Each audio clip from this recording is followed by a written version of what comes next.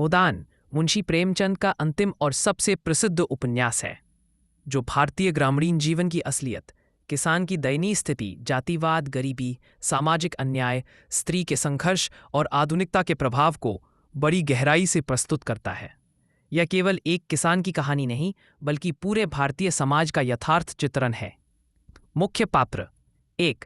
होरी महतो, एक गरीब, ईमानदार और धार्मिक किसान जिसकी सबसे बड़ी इच्छा मरने से पहले गोदान करने की है। 2. धनिया, होरी की पत्नी, साहसी, व्यवहारिक और परिवार की रीढ़। 3. गोबर, होरी का बेटा जो पुराने सामाजिक बंधनों से विद्रोह करता है। 4. झुनिया, एक गरीब लड़की जिसे गोबर अपने साथ भागा कर लाता है। 5. राय साहब, रायसानी, खन्ना, मालती और मेहता शहर के लोग जो आधुनिक और शिक्षित वर्ग का प्रतिनिधित्व करते हैं। कहानी का केंद्र बिंदु एक छोटे से गांव बेलारी में रहने वाला गरीब किसान होरी महतो है। होरी एक ईमानदार व्यक्ति है जिसके पास थोड़ी सी जमीन और परिवार है। उसकी सबसे बड़ी इच्छा है कि वह मरने से पहले गोदान, गाय का दान कर सके जिससे उसे प्राप्ति हो। होरी का परिवार, उसकी पत्नी धनिया, बेटा गोबर, बेटियां सोना और रूपा अत्यंत गरीबी में जीते हैं। फिर भी होरी धर्म, परंपरा और समाज की मर्यादा निभाने में विश्वास रखता है। गोबर और झुनिया की कहानी: गांव के ही एक ब्राह्मण की लड़की झुनिया और होरी का बेटा गोबर एक दूसरे से प्रेम करने लगते हैं। जब समाज को इस बात का पता चलता है तो झुनिया को बहिष्कृत कर दिया जाता है। गोबर झुनिया को अपने साथ शहर ले जाता है, लेकिन होरी और धनिया को पूरे गांव की निंदा और जुर्माना झेलना पड़ता है। यह घटना उपन्यास में सामाजिक अन्याय और जाति भेद की गहरी जड़ों को उजागर करती है। अब गांव की स्थिति: गांव में साहूकार, जमींदार और पंडित जैसे लोग गरीब किसानों का शोषण करते हैं। होरी भी इन शोषकों के बीच फंस जाता है। वह कर्ज लेता है, परंतु ब्याज और जुर्माने में फंसकर गरीबी की जकड़ में और डूब जाता है। होरी की सच्चाई और धर्मनिष्ठा उसकी कमजोरी बन जाती है।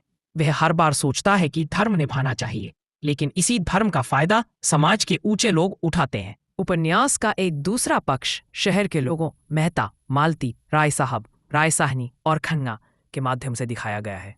मेहता एक दार्शनिक और समाजवादी विचारक है जो समाज सुधार की बातें करता है। डॉक्टर मालती आधुनिक शिक्षित महिला है जो स्वतंत्र विचारों की प्रतीक है। राय साहब और राय साहनी उच्च वर्ग के लोग हैं जिनका जीवन बाहरी रूप से संपन्न दिखता है, परंतु भीतर से खोखला है। इन पात्रों के माध्यम से प्रेमचंद ने आधुनिक और ग्रामीण जीवन के बीच का अंतर दिखाया है।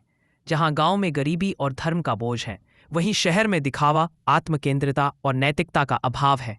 होरी लगातार अपने जीवन में संघर्ष करता है, कभी कर्ज से परेशान, कभी समाज के नियमों से, कभी अपने बेटे की विद्रोही प्रवृत्ति से। फिर भी वह हमेशा सच्चा धर्म निभाने की कोशिश करता है। उसकी पत्नी धनिया उससे ज्यादा समझदार है। वह अपने परिवार की रक्षा के लिए कठोर कदम उठाने से नहीं डरती। धनिया की नज़र में धर्म से बढ़कर जीवन है। धीरे धीरे कर्ज और गरीबी बढ़ती जाती है।